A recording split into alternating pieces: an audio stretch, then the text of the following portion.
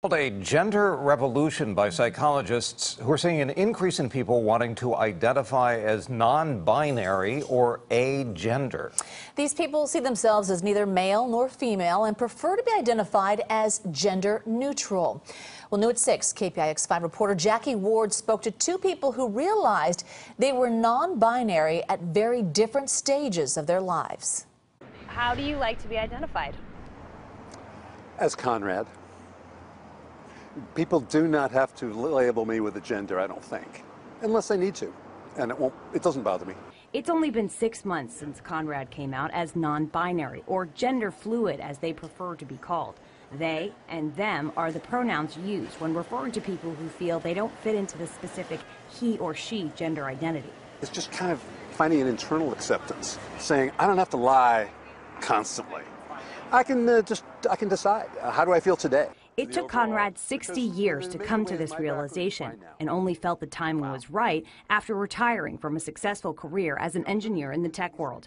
Conrad tells me they didn't want gender identity to interfere with their career. That is a privilege in itself.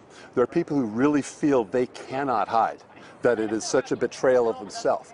I've been hiding all my life, so I'm pretty comfortable with it. I resent it a bit. We are having a sea change, an explosion, we could call it a tsunami in the meaning of gender in our culture.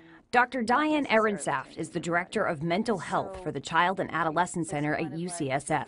She says she's seeing what she calls a new generation of flower children who are gender bending.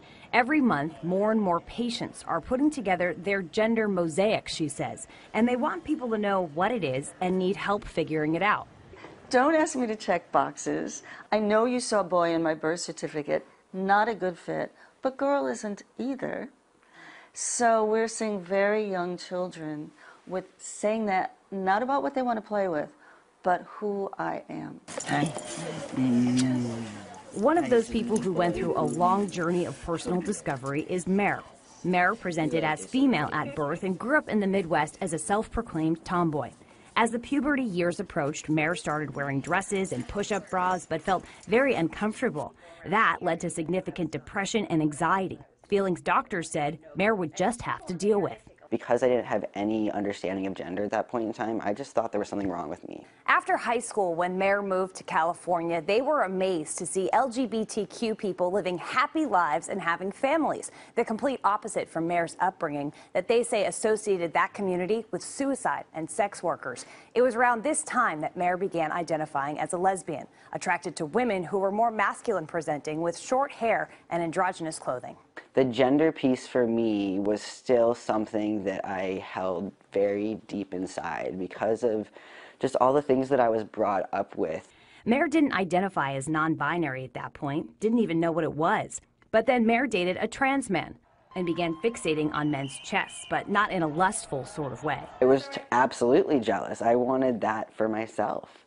And so I started noticing feelings like that come up, and I really started also feeling more discomfort and distress around my own chest.